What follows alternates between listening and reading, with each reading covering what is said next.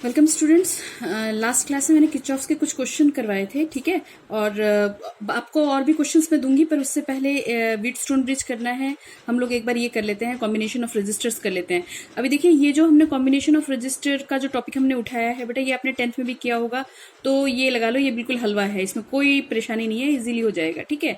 तो देखिए, combination of registers, register को हम क्या कर रहे हैं, कंबाइन कर रहे हैं। देखो, कुछ सर्किट ऐसे होते हैं जिन्हें हमें सॉल्व करने के लिए कहीं पे रेजिस्टेंस ज्यादा की जरूरत होती है, कहीं पे रेजिस्टेंस कम की जरूरत होती है। तो हम क्या करते हैं कि एक रजिस्टर उठाया, उसके साथ हमने कुछ और लगा दिए, तो वो कैसे लगाना है, उसी वही हमारा होता है कॉम्बिनेशन। बेसिकली हमने दो अभी तक पढ़ा हुआ है, सीरीज एंड पैरेलल कॉम्बिनेशन, इसी को हम डिस्कस करेंगे। और कुछ जगहों पे ऐसा भी होता है कि वहां पे हमें मिक्स ग्रुपिंग करनी पड़े। मिक्स ग्रुपिंग समझ रहे हैं, कुछ सीरीज में कुछ पैरेलल में, इस तरह से हमारे पास कुछ मिक्स ग्रुपिंग भी हम करते हैं। तो पहले सीरीज और पैरेलल का कर लेते हैं, ठीक है। एक और टर्म आएगा बेटा, इक्विवेलेंट रजिस्टर। बेटा इक्विवेलेंट रजिस्टर जो होगा ना, ये मैं अभी समझाती हूँ आपको, ठीक है। इसको नोट डाउन कर लीजिएगा, पर मैं इसको अभी समझाती हूँ होता क्या है। देखो, हमने क्या किया, सबसे पहले सीरीज कॉम्बिनेशन लेना है, ठीक है। कैसा कॉम्बिनेशन लेना है, series combination of the register लेना है। मैंने पोटेंशियल अप्लाई करवा दी, मैंने ऑलरेडी यहाँ पे कुछ रजिस्टर्स ले लिए, R1 R2 R3, 3 ले लिए। आप 2 ले लो, 4 ले लो, 5 ले लो, आपकी मर्जी है, ठीक है। तो हमने रजिस्टर लिया और सबकी वैल्यू अलग अलग है, R1 R2 R3 मान लो मैंने ये ले लिया, ठीक है। सीरीज कॉम्बिनेशन कब होता है, जहां पे एक रेजिस्टर खत्म हो रहा हो, जैसे मान लो ये यहाँ पे खत्म हो रहा है, तो वहां से उसके उस वाले छोर से, उस वाले एंड से दूसरा लगा दो, ठीक है। फिर वो दूसरा जहां पे खत्म हो रहा हो तो वहां पे क्या लगा दो, तीसरा, और तीसरा जहां खत्म हो वहां पे लगा दो चौथा, एंड सो ऑन। ये हमारा क्या हो गया, सीरीज कॉम्बिनेशन हो गया, ठीक है। अब सीरीज कॉम्बिनेशन में होता क्या है कि तुमने यहाँ पे पोटेंशियल लगाया, ठीक है, V लगाया, ठीक है। यहां से कुछ करंट निकलेगा, बिल्कुल, ठीक है। सेल लगाया ये तो इसलिए है, यहां से हमारे पास करंट निकला ये, ठीक है, I मानते हैं कि I अमाउंट का करंट निकला। अब बेटा जब ये I अमाउंट का करंट मूव करेगा तो I को कहीं डिवाइड नहीं हो रहा पड़ रहा, I इसमें भी जितना जाएगा उसमें भी उतना ही जाएगा, उसमें क्योंकि और तो कोई रास्ता है ही नहीं I के जाने का, एक ही तो रास्ता है, चाहे उस पे R कैसा ही मिले, उसको वहां से क्या करना पड़ेगा, फ्लो करना पड़ेगा, ठीक है। तो मैं मान लेती हूँ कि यहाँ पे I, इसमें से भी क्या गया, I, ठीक है, इसमें से भी कितना पास हुआ, I, और इसमें से भी कितना पास हुआ, I अमाउंट का करंट पास हुआ, ठीक है। फिर घूम के फिर वो सेल में आ गया। ये बात तो बिल्कुल क्लियर है बेटा, सेल से जितना अमाउंट ऑफ करंट आप निकालेंगे उतनी अमाउंट, चाहे वो किरचॉफ्स रूल है चाहे कुछ भी है, ठीक है, जितना आप सेल से करंट ड्रॉ करेंगे उतना ही आपको सेल को क्लोज सर्किट में घुमा के उतना ही करंट में आपको पहुंचाना पड़ेगा। ये तो बात क्लियर है। अब देखो, मैं आपसे बात कर रही थी इक्विवेलेंट रेजिस्टेंस की, इक्विवेलेंट रजिस्टर की। R1 R2 R3 मेरा सीरीज में है, अगर मैं इन तीनों का सम अप कर दूं, ठीक है, तो इस सम अप को, और पोटेंशियल क्या रहना चाहिए, सेम, ठीक है। इन तीनों को कंबाइनली मैं ड्रॉ करके कैसे बना सकती हूँ, ऐसे, ठीक है। समझो, ये जो सर्किट अब मैंने नीचे छोटा सा बना दिया ना, इक्विवेलेंट कर दिया, ठीक है। ये जो RS है, that will be the effective resistance of R1 R2 and R3। अब ये फर्क नहीं पड़ता कि वो सीरीज में है या पैरेलल में है, इन तीनों को जोड़ के जो भी वैल्यू आएगी वो अकेला ये रजिस्टर रिप्रेजेंट कर सकता है, ठीक है। और कंडीशन क्या है, जितना पोटेंशियल इस सर्किट में लगा हुआ है उतना ही पोटेंशियल किसमें होना चाहिए, इसमें। तो इसको बनाने का फायदा क्या है, इसको बनाने का फायदा ये कि इतना बड़ा ना बना के हम उसको अकेले इससे रिप्रेजेंट कर सकते हैं, दैट्स इट, ठीक है। तो इसकी डेफिनेशन देख लो, इक्विवेलेंट रजिस्टर क्या होता है, अ सिंगल रजिस्टर, अभी मैंने यही तो बोला ना, इन तीनों को जोड़ के मैंने एक सिंगल रजिस्टर ये बना दिया, ठीक है। A single resistor which draws the same current as the given combination of the resistor when the same potential difference is applied across its end point, ठीक है। अगर सेम पोटेंशियल अप्लाई किया हुआ है तो वो अकेला रजिस्टर, जो कि ये 3 या 4 जितने भी रजिस्टर है उन सब के रेजिस्टेंसेस को अकेला ही रिप्रेजेंट कर सके, या वो भी उतना ही करंट निकाले जितना ये तीनों ड्रॉ कर रहे थे, ठीक है। चलो आ जाओ, डेरिवेशन पे आ जाते हैं, ठीक है। अब देखिए, अब बेटा ये जरा समझो कि क्योंकि यहाँ पे I तो मेरे पास क्या नहीं हो रहा, डिवाइड नहीं हो रहा, ठीक है, लेकिन R1 R2 R3 ये अलग अलग वैल्यूज हैं, तो मेरे पास पोटेंशियल इस पे अलग होगा, इस पे अलग होगा और इस पे अलग होगा, यानी पोटेंशियल क्या हो जाएगा, डिवाइड हो जाएगा, ठीक है। V is equal to IR होता है ना, ठीक है, ये होता है ना हमारे पास बेटा, V is equal to IR होता है ना, ठीक है। तो मेरे पास अगर V चाहिए होगा, क्योंकि R चेंज हो रहा है, I तो चेंज नहीं हो रहा, ठीक है, R चेंज हो रहा है, तो R1 के लिए कितना हो जाएगा, R1 के लिए पोटेंशियल कितना हो जाएगा, V1, ठीक है। इसी तरह से टू के लिए, इस रजिस्टर के लिए V की वैल्यू क्या, क्योंकि करंट तो चेंज हो नहीं रहा, तो ये कितना हो जाएगा, करंट चेंज नहीं हो रहा, रजिस्टर मेरा चेंज हो रहा है, तो V2 मेरा चेंज हो गया, पोटेंशियल R2 के अक्रॉस कितना हो गया, V2। सिमिलरली यहाँ पे भी करंट मेरा सेम है बट रेजिस्टेंस गेट डिफर, तो R3 यहाँ पे है, so we can write IR3 as V3, ठीक है। लेकिन देखो यहां से अगर तुमने 6 वोल्ट दिया है तो बेटा वो इस पूरे सर्किट में 6 वोल्ट से ज्यादा अपने आप तो होने वाला नहीं है, तो यानी कि V क्या रहने वाला है, सेम रहने वाला है।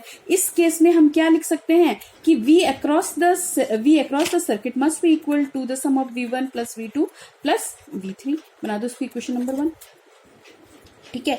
अब हमें पता है कि V1 की वैल्यू अलग है, V2 की अलग है, V3 की अलग है, और ये जो V है ये किसको रिप्रेजेंट करेगा, ये हमारे पास इसको रिप्रेजेंट करेगा, इक्विवेलेंट को रिप्रेजेंट करेगा। इसमें से अमाउंट ऑफ करंट हमने कितना लिया, I, तो इसका V कितना हो जाएगा, V अगर RS मेरे पास अफेक्टिव रेजिस्टेंस है, ठीक है, RS is the effective resistance of series combination, then this V is equal to I into RS। ये बात क्लियर होती है आपको, ठीक है। अब यहाँ पे V1 की वैल्यू रखो, IR1 IR2 plus IR3। I know मुझे पता है बेटा इस वक्त बोर्ड नहीं है मेरे पास, आप लोगों को थोड़ी दिक्कत हो रही होगी, बट मैं जितना हो सकेगा पॉसिबल इतना करवाने की कोशिश करूंगी यहाँ पे, ठीक है। अब देखिए दोनों तरफ से मेरे पास I कॉमन आ रहा है, बिल्कुल आ रहा है, और जिनकी समझ में नहीं आ रहा है वो देखो I ये निकला बाहर, R1 plus R2 plus R3, so I and I would cancel out and our resistance in series would become what? That you familiar about this ना, ये तो तुम्हें पता है ही, इतने इंटेलिजेंट तो तुम हो गया, खत्म, ठीक है। अब इसमें कुछ चीजें आपको याद रखने की जरूरत है बेटा, याद क्या रखने की जरूरत है, देखो कुछ चीजें याद रखनी है कि सीरीज कॉम्बिनेशन जब हम रजिस्टर्स का करते हैं तो I क्या रहता है, सेम। अभी भी मैंने दिखाया I कहीं डिवाइड नहीं हो रहा, I के चलने का पाथ सिर्फ एक है तो उसी पे चलना पड़ेगा, I क्या रहेगा, सेम। लेकिन V across any resistor that is directly proportional to R। अब V के साथ क्या होगा कि अगर रेजिस्टेंस जहां पे ज्यादा है उस हिसाब से V भी मेरे पास क्या होना पड़ेगा, उसको चेंज होना पड़ेगा, ठीक है। तो V directly proportional to R, R जैसे चेंज होगा V भी क्या होगा वैसे ही चेंज होगा, ठीक है। एक इंपॉर्टेंट चीज यहाँ पे याद रखिए, हम कॉम्बिनेशन कर रहे हैं तो कॉम्बिनेशन में बेटा आप लोगों को पता है कि इसलिए करते हैं ताकि हमारा रिक्वायर्ड रेजिस्टेंस उस सर्किट में आ सके। कहीं पे ज्यादा रेजिस्टेंस की जरूरत है, कहीं कम रेजिस्टेंस की जरूरत है सर्किट में, तो we are making combination for that purpose की रेजिस्टेंस हमें अपनी इच्छा अनुसार मिले, ठीक है ना।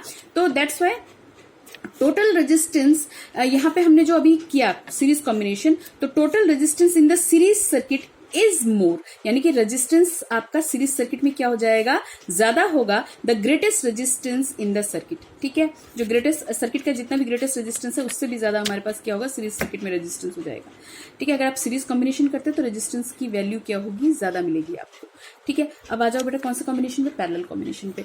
वैसे तो इस चीज ये जो डेफिनेशन मैंने यहाँ पे कुछ लिखा हुआ है ना, ये आपको पेपर में कोई नहीं पूछेगा, लेकिन सिर्फ समझाने के लिए मैं बता रही हूँ। देखिए पैरेलल कॉम्बिनेशन का मतलब क्या है, पैरेलल कॉम्बिनेशन का मतलब ये है कि parallel combination if one end of the resistor is connected to other resistor with one end and the second end of the resistor is connected to second end of the resistor of the other resistor। अब मान लो ये जो मैंने लिखा है ये याद मत करना, ये समझाने के लिए लिखा है ताकि आप इसको बाद में पॉज करके भी देख सको।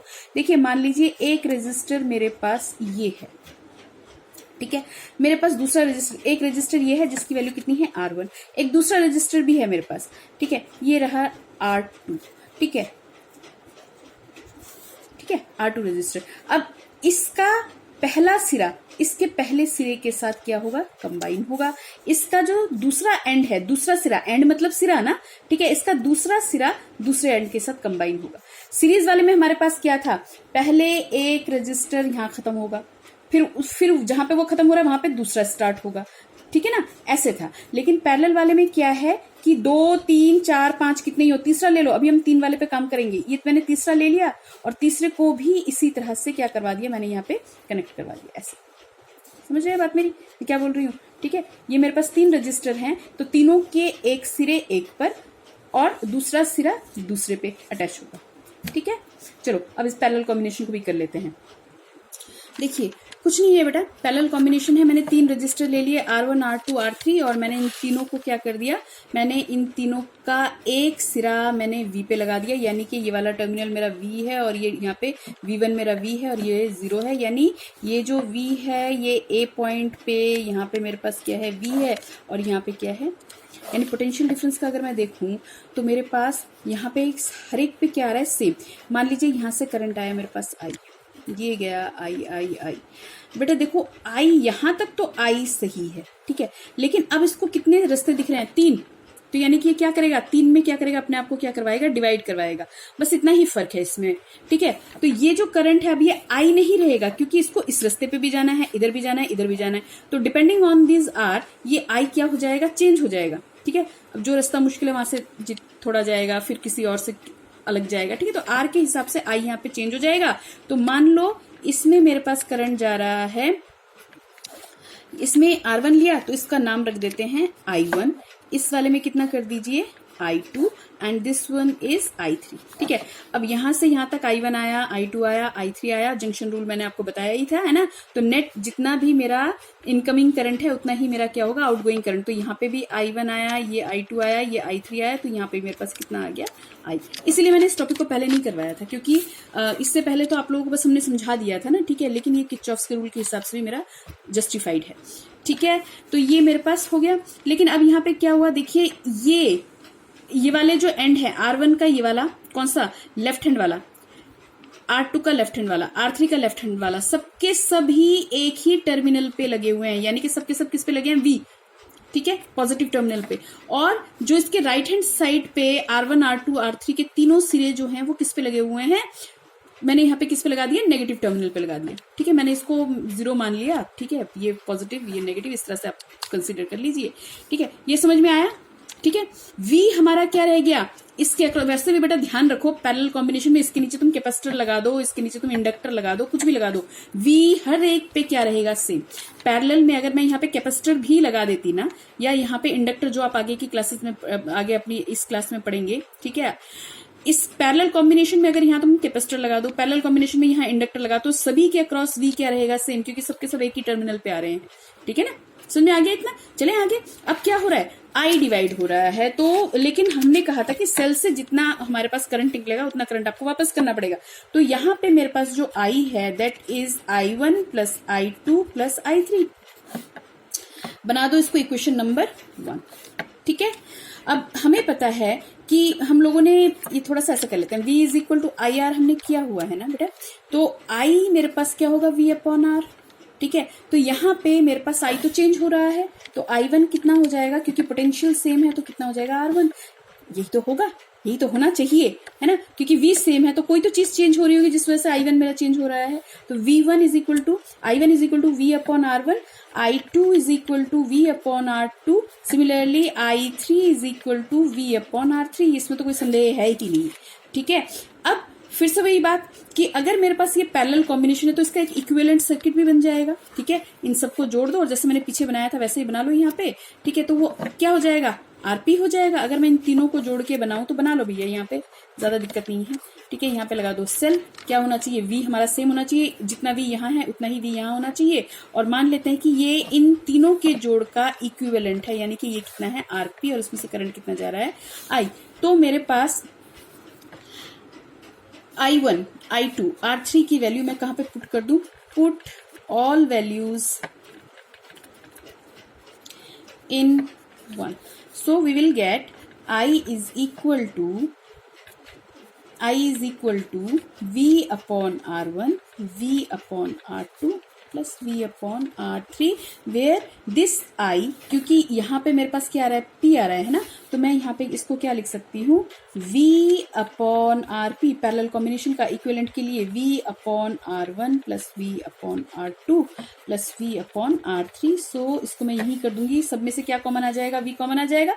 तो V upon RP is equal to, V common निकाल दो, 1 upon R1 plus 1 upon R2 plus 1 upon R3। भैया बहुत बढ़िया, v से v कट गया तो हमारे पास कितना आ गया, 1/r in parallel is equal to 1/r1 plus 1/r2 plus 1/r3। अब देखिए ये जो है ये छोटी क्लास में, 10th में, छोटी क्लास तो खैर नहीं, 10th क्लास में आपने किया है, ठीक है ना। तो 10th क्लास में जो हमने न्यूमेरिकल किए हैं ना, वो तो कुछ ट्रेडिशनल वे में हमने न्यूमेरिकल किए हैं। एक तरीका मैं कल जब दूसरा वीडियो या इसके बाद जो दूसरा वीडियो मैं बनाऊंगी उसमें मैं रेजिस्टेंस कॉम्बिनेशन के कुछ अलग अलग से भी मैं आपको बताऊंगी। एक पोटेंशियल डिफरेंस पे लेके हम रेजिस्टेंस कॉम्बिनेशन निकालते हैं, रेजिस्टेंस की वैल्यू, आई की वैल्यू निकालते हैं, ठीक है, वो भी हम कल कर लेंगे। फिलहाल तो आप इतना कर लो अभी, ठीक है। अब देखिए हम पैरेलल कॉम्बिनेशन कर रहे थे, पैरेलल कॉम्बिनेशन में क्या है, इन पैरेलल सर्किट हमारे पास क्या रह गया, सेम V, हर एक रजिस्टर पे क्या सेम रह गया, V, लेकिन I कैसे वेरी कर गया, इनवर्सली प्रोपोर्शनल। ये R क्या है, रेजिस्टेंस ऑफ रजिस्टर, जो भी रेजिस्टेंस तुम लेना चाहते हो उसका रजिस्टर, पहले वाले का, ठीक है, पहले वाले का तुमने R1 लिया तो इसका करंट क्या होगा, अलग, इसका हमारे पास अलग होगा। अब ये बात तो, ये तो नेचुरल सी बात है बेटा कि अगर रेजिस्टेंस ज्यादा है तो करंट क्या होगा, कम होगा, तो इनवर्सली उस हिसाब से चलेगा। जिस वाले ब्रांच में आपका, ब्रांच क्या होता है, ब्रांच या नेटवर्क आप बोल लीजिए, जहां कोई भी एक रास्ते पे जहां पे जिसका रेजिस्टेंस ज्यादा होगा उसका करंट क्या होगा, उस हिसाब से कम हो जाएगा, ठीक है, याद रहेगा। चलिए इतना हो गया, ये दो पॉइंट्स हमारे समझने के थे। अब याद रखने वाले पॉइंट्स देखिए, अगर मान लीजिए मेरे दोनों ही रेजिस्टेंस, अगर मेरे पास सिर्फ 2 ही रेजिस्टेंस है और दोनों ही क्या है, मेरे इक्वल है, तो एक छोटा सा फॉर्मूला तैयार हो जाता है, दोनों ही इक्वल है, दोनों ही इक्वल है। देखो मैंने बना के रखा हुआ है यहाँ पे, 1/rp is equal to 1/r1 1/r2, और ये दोनों r अगर मेरे सेम होते तो क्या हो जाता बेटा, ये ऊपर r प्लस r 2r हो जाता और नीचे क्या हो जाता, मेरे पास r का स्क्वायर हो जाता, कुछ ऐसे ही तो कुछ होता है ना। तो इसको हम ऐसे लिख सकते हैं, अगर यहाँ पे तुम वैल्यू निकाल के करोगे तो 1/rp is equal to r1 plus r2/r1r2, और यहाँ पे कितना आ जाएगा, क्योंकि 1/r आ रहा है ना, तो उसको तो हम कैसे, याद है 10th में सॉल्व करते थे, रेसिप्रोकल हो जाएगा, आरपी कितना आ जाएगा, ये उल्टा हो जाएगा, r1r2/r1 प्लस r2। अब एक चीज और याद रखो, 1 मार्क क्वेश्चन के लिए अच्छा है, अगर मान लीजिए मेरे पास नंबर ऑफ रेजिस्टर्स है, बहुत सारे रेजिस्टर्स और सबकी वैल्यू बराबर बराबर है, मान लो ये मेरे पास 5 है, ये भी 5 है, ये भी 5 है, 3 लिख दिया था मैंने यहाँ पे गलती से, मान लो ये R1 R2 R3 इन सबकी वैल्यू 5-5 ओम की है, ठीक है, तो 5 ओम की है, तो मेरे पास नेट इक्विवेलेंट जो इसका रेजिस्टेंस बन जाएगा ना, वो मेरे पास कितना हो जाएगा, 5/n, 5 कितनी बार आ रहा है, 3 टाइम, तो 5/3 हो जाएगा। अगर मान लीजिए ये मेरे पास 12 की है, तो ये 12 हो जाएगा, 12/3 वो 4 ओम का निकल के आ जाएगा। बात समझ में आ रही है, ठीक है, तो इतना आप अभी तक कीजिए, इसके बाद नेक्स्ट में हम न्यूमेरिकल्स लेंगे। Okay, thank you.